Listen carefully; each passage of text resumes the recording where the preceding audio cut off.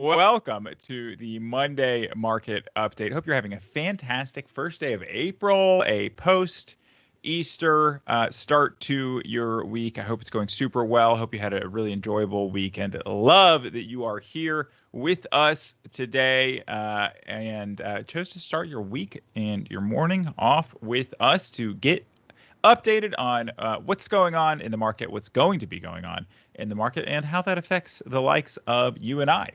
Speaking of I am Sean Grapevine, Vice President of Strategy here at UMortgage. I am lucky enough to work closely with a lot of our teams. That includes the marketing team and the sales team, which Mr. Matt Gougé, my co-host, is a part of. Matt Gougé is a YouTube star. He's an absolute sensation. Former professional poker dealer. And he's a leading branch manager here at UMortgage and practicing LO, might I add. I was just stalking your March numbers, honestly, Matt, and they look pretty spicy, look pretty good. Look like April's going to be a pretty good little month. April's going to be a pretty good month, man. The spring buying season has sprung. We can talk about that amongst some other things today, my friend. I love to hear it. Matt, how was your weekend? What'd you do? Oh my gosh, having two kids, and there's any holiday that involves. Well, no, I didn't have two kids, but I have two kids. I had them before the weekend started, 11 and 15. But I was gonna say, like, any holidays, anything that involves treats, anything that involves getting gifts of any kind. My boys are absolutely spoiled rotten. I think they had 4 Easter egg hunts. One at my aunt's house on my dad's side, one with my mom and her husband and me and my sister and nieces and nephews. We went to my wife's cousin's house, did some Easterin over there. We did a lot of Easterin. That is, holy moly. That's too much Easter, honestly. I was Eastered out last night, but then I got re-energized by going to the Sacramento Kings game. They played on Easter. They won to cap off the weekend to get back in the win column after some devastating losses on Tuesday and Friday to the Dallas Mavericks. Oh, nice.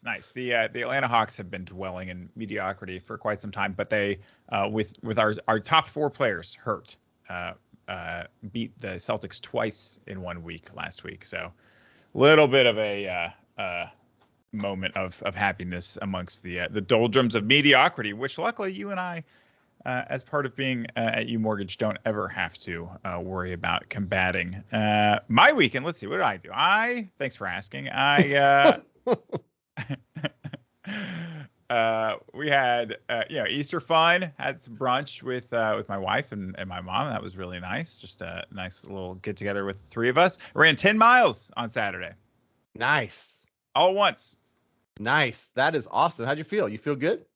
Felt pretty good. I've been working up, an extra mile per week in my long run. So I felt ready for it. It was great. We did it on the Beltline in Atlanta, which is like the nice sort of run walk path that goes through like all the little, there's like lots of little restaurants along the way and parks and stuff like that. So we ended right next to our favorite Mexican restaurant and had brunch at Mexican restaurant after 10-mile run. I don't know if that's the play. I don't know if that's what you're supposed to do. You got recarb. You got to recarb. Oh yeah, so you carb loaded afterwards. But I love it, man. I'm proud of you, and I think that people should glean some inspiration. Even Sean Grapevine can work himself up to a 10-mile run. So if he can do it, anyone can do it. That's not a dig, Sean. Between friends. I don't understand how there's any way you can interpret it that's not a dig.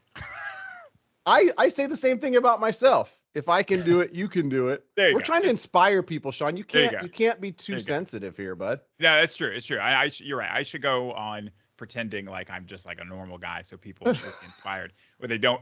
Instead of acknowledging like that, I'm just once in a lifetime generational talents that I right. Have. Yeah, we got to keep that undercover. Me and you both. Okay. Dude. My bad. All right. My bad.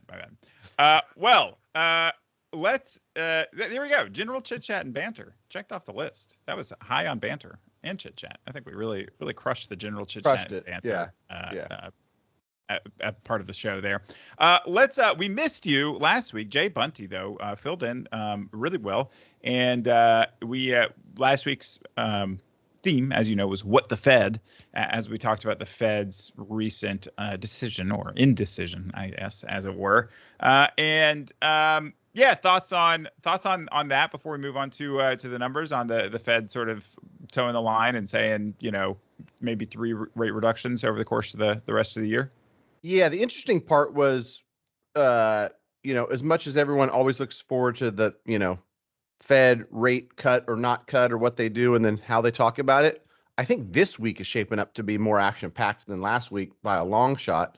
And so, nothing more to report there. Like, if you've watched 2 or 3 Fed meetings and listened to the discussion afterwards, you've watched them all. It's the same words in different formulas from the same people. And so, yeah, a bunch of non-surprises for me from the Fed meeting, but interesting to see what happens based on all the numbers I know that you've got lined up to kind of talk about that will be coming out this week. Yeah. I this week should be interesting. We'll go over last week here in a second, but this week is jobs numbers and next week is CPI numbers. So those are obviously huge leading indicators for which direction the Fed's going to be moving, and then we can take some guesstimates here on our what we think the chances are of a rate cut coming up in May and June. Let's go over last week first, though. New home sales were down. Actually, they weren't down slightly. They were under expectations slightly, but still up. So new home sales in pretty good shape there. Home price index year over year. So this has got two months of lagging. It comes out in March, but it's year over year, January to January. And so the one that comes out in April will be February to February. Home prices. Any guesses on how much the average home price has increased in the top 20 biggest cities in the United States? Top 20 biggest cities. We're talking year over year. Mm-hmm. It's got to be high single digits. I'm going to say 8%. That's such a good guess. 6.6. Yeah. See how good I am, Sean? It's amazing. 6.6%, which is I think like right in line with a healthy. I think it may. I'm not sure that I would constitute this market as a healthy real estate market, but all of the good parts and bad parts are combining together to give us a number that looks like something a healthy real estate market would spit out. So 6.6 really is kind of right on for like what we've seen historically over the last 30, 40, 50 years. Right. Yeah. It's not the unsustainable 20 to 30% from the, 20 and 21 years. And it's not, market crashing. So yeah, agreed. It's a healthy number, but maybe the dynamics of the housing market might not feel so healthy for buyers who are out there fighting over the scraps that are on the market as far as homes go. Yeah. It's definitely like inventory issues pushed prices up very, very heavily, but then high mortgage rates obviously pushed it down, so we ended up with the 6.6% figure. But like, it's like a squeeze. It's like a squeeze. Like not great. But I mean, the good news is, so if you do find yourself able to buy a house in this market, like the good news is, 6.6%. If you put 10% down, which is a significant amount to put down, and you get a 6.6 return on the whole value of your house, you're actually getting a 66% cash on cash return. I mean, it's not accounting for like the cost to actually like transact a sale, but like, I mean, that's why the American real estate market makes millionaires and makes generational wealth for people, is because the amount of leverage that you get into an asset that appreciates so much and so regularly. I mean, it's amazing. You don't got to tell me about real estate. I love me some real estate, Sean. Do you have rentals? I do. We've got our primary residence, and then we've got 5 rentals, 3 single families and a couple fourplexes. And to your point, I don't have to be the smartest dude in the room. I can hold on to these things, and year over year, they be appreciating. The debt that's owed on them be going down. And, if you track net worth, that number be going up. Wow. No need to brag. Yeah. I mean, I just stating facts over here, bud. And again, somebody like me a dummy like me from public school can do it. You can do it too. Even Matt Gougé, guys. Even Matt Gougé. So home price is up 6.6%. Jobless claims, as usual, slightly lower than predicted and rather low in general. So another sort of like bad news for people who like good news, or good news for people like bad news situation. And then PCE, the Fed's preferred measure of inflation, not CPI, wouldn't you know? Came in at 0.3 versus the 0.4 expected. So it's slightly better inflation news. And then core PCE came in at 0.3 versus 0.3. That's month over month. And that puts us at, I think, 2.5 and 2.8% year over year, respectively, for PCE and core PCE, which to me, I'm like, I don't know, job done. We did it. Inflation You solved. know what though? Let me interject a little something here. Please. Our buddy Barry Habib did a phenomenal job of explaining to a layman like myself why inflation is stickier than we think. If you replaced all the month over month numbers between now and January with, I think it was a 0.25, and so it's like they're replacing some 0.38s and some 0.4s. And so you'd think like, oh my gosh, inflation is coming down. 2.85, 2.79, 2.71, 2.64. Like it takes a lot of those to pull this thing down to their quote unquote 2% target. So sure. Yeah, while the thing about averages is in order, if some of them are above 2%, then eventually some of them are going to have to be below 2%. Exactly.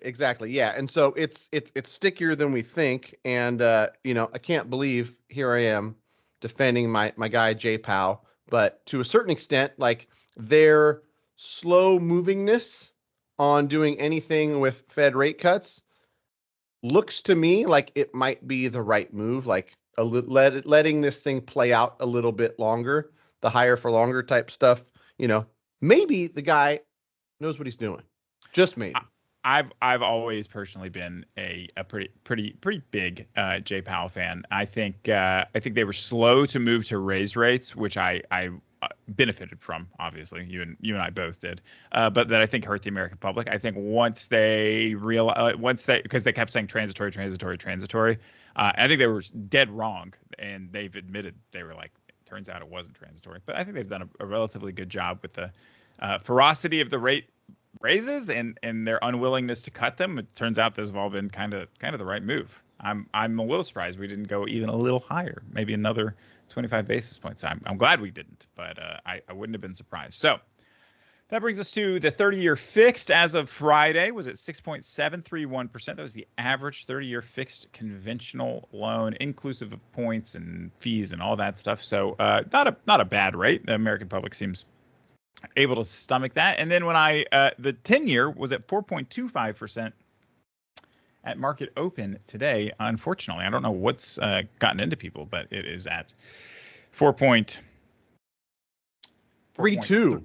It is jamming, bro. Yeah, it's not good. I know when I got a reprice from UWM at 10:45 this morning, I was like, oh, I didn't even know you guys had released pricing, and it's already gotten worse. So I knew that couldn't have been a great sign. This week coming up, we've got construction spending, job openings, factory orders, U.S. auto sales, ADP employment. So that's the company ADP. They always a day before the Bureau of Labor Statistics releases their payroll information. They jump in advance and sort of give their picture for what the last month looks like. Should be pretty interesting. My guess on, and this is like, it's one of the biggest numbers we have, right? Besides the inflation numbers, the non-farm payrolls, which come out on Friday, which is just the unemployment numbers, right? Those are some of the biggest numbers that the Fed looks at, that the economy looks at, that traders look at. And my guess is kind of more of the same, 250,000 jobs created, slightly more than expected. And people are going to say, man, that labor market sure is resilient. I mean, that's just how it goes. Pretty much. Yeah. That's why if you were asking about, May rate cuts, very unlikely. In my humble opinion, June might still be a 3-1 underdog. Let's see. June. Yeah. Well, it's traders have it at 55% chance of us having a rate reduction in June. In June, yes. So, but they've so far been always wrong all the time. So that's. I put it at about a 33% chance. Hence the 3-to-1 projections. Yeah. From me for whatever my opinion's worth. It's worth a lot. It's worth 50% of the total opinions of this show. I'm gonna put it at I mean I'm gonna go 40. I just don't think. I think it's like. Here's the thing. Even if the jobs numbers came out like great, which means fewer jobs created this week, then they're still going to see that as a blip on the radar. Everything has to happen twice for it to have happened at all. I think it's basically 5 times maybe. Yeah. Yeah. It's like we saw a couple readings inflation's headed down. Let's see 5 more, and then we'll. And again, props to them because we've had a lot of false readings. We've had a lot of. I mean, you remember December? I mean, that was like it was a December to remember. Inflation event, and January, February, and March have really proven the lie to those transitory, in fact, numbers. Man, that was fun. There was a lot of hope, though, wasn't there? But that being said, I mean, here's the deal: 6.7%. I mean, that's the average 30-year rate on a conventional loan. Apparently, that's good enough for us to put together, our second best month ever as a company. I mean, we were busier last month than we've ever been, and it was super, super fun. And I think we'll probably set a record in April. And that's like, despite, not being a refi boom. I mean, not even being a refi viable market. Like it's been a fun start to the year despite elevated rates. Yeah. I mean, we're getting to almost the 2-year mark. If we think about summer of 22 to summer of 24, that rates have no longer been at their historic lows. Right. And so, 18 months probably of above 6% interest rates. People are quite honestly used to the higher rates now. And, I had this discussion at Easter because no better place to discuss mortgage and real estate than around family. That, a cousin of mine was just blown away that mortgages in California are $4,000 a month. And I said, there was a lot of resistance to that dream of like 2,500 is what people are comfortable with. For a long time, it felt like to me. And every time I talk to somebody about, 550, 10% down, here's what it looks like. 3,600, 3,800. And, that was a lot for people to stomach. They've seen it enough. And they're like, you know what? As much as I don't like it, I can't change it. I'm going to give up on the dream of having a mortgage at $2,500 a month. And I'm just going to go out and make more money and spend less money elsewhere. And so that might be part of it, right? I feel like this spring buying season, people have just said, you know what? I want to be a homeowner and I'm not going to, just sit on the sidelines forever, because that's what other people did, right? Is they sat on the sidelines and they realized like, oh, home prices, to your point, went up 6.6% in the top 20 markets. So now I'm in the same spot I was last year, except for that it cost me an extra $40,000 to buy this house. Rates are not lower. And I think there's enough people that realize the dynamics of if I wait for rates to come down, so my payment in my head is a little bit lower, I'm going to pay more money because there's going to be more demand and prices will be pushed up because of it. So have you seen that statistic where it shows like the average home loan interest rate in 1968 was like 7.7%. And if those people would have waited until rates came down below that, they would have waited until 1989. Wow. It's like, so I think that's like a pretty compelling, it's like, we don't really know. Like we keep on saying they're going to go down, but just wait 2 decades. You'll be fine. Yeah. I mean, eventually they will, right? Yeah. But 3 recessions, later. And once you're retired, they'll go down. So, that's about it. Then the following week next week we've got CPI and PPI. That's the producer price index and the consumer price index. Those are always fun. Those are my favorites. I like CPI and PPI. It's like easy to understand. And today I thought we'd talk about. I was reading an article on Housing Wire about how the mortgage banker association president sees opportunities for dual licensing between real estate agents and loan officers as a result of the NAR settlement. Thoughts on letting or having or encouraging or training a real estate agent or team of agents to hang their license in your branch, Matt? Is that something you'd ever considered? If you have not gone to Matt the Mortgage Guy on YouTube and subscribed, I highly recommend you do. You can go there and you can find a video I made about Rocket Mortgage and their partnership with State Farm. Similar type deal. State Farm, Keller Williams, they said, go out and you do insurance full time. Why not just get your license as a loan originator and plug in some loans? Same thing for Keller Williams. And like this article you're talking about, you're a real estate agent, you're close to real estate. How hard could mortgages be? Disastrous, right? Anybody who's in mortgage understands there's a lot of nuance. There's a lot of things that go into structuring a mortgage and really knowing and understanding mortgage. I love real estate agents. Got a lot of great real estate agent partners. They probably don't want me running comps, advising clients on the minutia of real estate. I'd be the world's worst real estate agent. I'm much more attention to detail, guidelines focus. I like being at my computer, working at my desk. If they'd be like, "Do you want to meet?" I'd be the client. I'd be like, "Nah, I don't really." Nah, I don't. Not necessarily. So. But it's one of those things where there's probably some exceptions. There's probably some people that could be great agents and great loan officers and do them both at a high level. Those are far and away the exceptions. For the most part, you're going to get a bunch of people that are halfway decent at both at best. And so, in my opinion, having specialists, real estate specialist who's a phenomenal real estate agent, knows it back and forth, all the contracts, can advise on neighborhoods and schools and how to negotiate a contract. You want that person highly skilled at that position. And you want a highly skilled loan officer that says, hey, I've structured 1,000 loans in the last 60 months. Let me show you some things that I like to do. And based on where rates are headed, let's look at a 1.0 buy down. And because you get paid this way, your loan's going to be submitted to Fannie Mae versus Freddie Mac. You just couldn't possibly be a high level expert at both. Yeah, in my opinion. Jeff Bezos, I was reading a book about Jeff Bezos recently, and he said the best way to ensure the failure of a person in a particular, role is to make it that person's part-time job. So he's all about like specialization within Amazon, where it's like, you've only got one job. Like, you're not doing a million different things. And like, if that job isn't big enough for you, then we need to make it big enough and not give you like different roles within the company, because it's the best way to like ensure failure.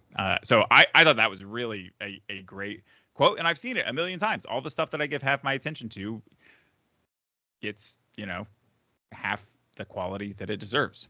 Right. Yeah, we're all guilty of it, and I think that from what I've seen, the ones who can't hack it or make enough income from one profession are the last people you want trying to go, well, maybe I'll just make up for it by being terrible at this other job too. So anyhow, I better quit while I'm ahead, because no. I mean, I completely agree, and I'm sure the numbers are similar for agents, but a few of our friends posted. I think Tyler Hodgson posted recently. The number of loan officers who have done at least one transaction per month in Q1 of 2024 is half of what it's traditionally been. So there's just first of all, there's not as much meat on the bone anyway. So it's not like, oh, come over and do mortgages. Like there's tons more transactions. It's actually literally the same amount of transactions, because actually a few less because of like cash buyers and stuff like that. And I'm sure but what it means is like there is more opportunity for those specialists in their specialized role to go out there and get a larger piece of the pie, because I mean, we've seen like more than 50% of loan officers leave the business. Granted, most of those loan officers probably never did very much business, so it's not like it's freeing up a lot of transactions, but it is like quieting the noise and allowing us to get bigger pieces of those pies. Do you agree? Oh, for sure. Yeah. And I mean, when this stuff happens on the real estate side, the mortgage side, the consumer wins. When people who are, part-time and just, picking up transactions here and there because there's, plenty of business to be had and they don't have to be that good, Mm-hmm. That's not good for the consumer. So you're going to be left with less originators, but better originators. And the same thing goes for real estate agents is if it's hard, only the ones that are good will survive. And so as a consumer, you're more likely to get a good one because the bad ones are back to working at Nordstrom, unfortunately, or fortunately, or however you want to look at that. Way to dig yourself out of that one. Barely. Okay, we'd like to take a moment to say that there's nothing wrong with Nordstrom or with working at Nordstrom. I love Nordstrom. I in fact went into a Nordstrom. Yeah, I went into a Nordstrom recently and was so intimidated by the cost of things and the level of service that I had to leave. I just went to the Gap instead. I was like, you know what, I'm just gonna. It's a little too fancy for guys like me and you, Sean. Yeah, I was like, oh, this is nice, but I don't think I think you can sense that I don't belong here. I can sense that I don't belong here. So let me just make this easy on all of us, and I'll just go to the Gap, maybe Banana Republic sometimes. Well, Maddie, it's been an absolute pleasure hosting with you again. What are you going to do with the rest of your day? It's 9 a.m. Do you time block your day? What's the rest of your day look like? I time block my day for sure. So in 3 minutes, I'm on a hub call talking to my buddy Mike Zuber about real estate because I love me some real estate. Okay. And he's got real estate agent and handyman and a bunch of people on this hub call every Monday at 9 a.m. I've got some client calls lined up. I've got Q2 goal planning on the sales huddle with our UMortgage team. I've got a real estate agent meeting. I got so much stuff going on today, and I'm excited about it. I love to hear it. No better place to start than with Sean Grapevine. Real quick, Sean, before I forget, I grabbed this mug today for my coffee, and I thought of us. Look. Love us. I love us. There we go. Wow. You guys are just voyeurs into a real bromance here is the Monday market update. An opportunity to see two men who love each other. So that's great. I'm excited for the sales huddle. Kim Butler is a close friend of mine. I hired her to UMortgage. She lives right down the street. She's awesome. Goes to my church and great person. So I'll be hosting the sales huddle with you. So I'll get to see you again in like 2 hours, buddy. Cool. I'll be ready. Good. I will be too. Maddie, have a fantastic rest of your day. Everybody, thanks for hopping on. We really appreciate your time. If you have questions or comments while you're watching this, obviously I'm saying this 2 minutes ago. Next time, feel free to type them in. We'd love to answer any questions about how the markets work or how we think the markets work. It's probably more accurate. Matt, have a great one. Thanks, everyone. You too. Thanks, buddy.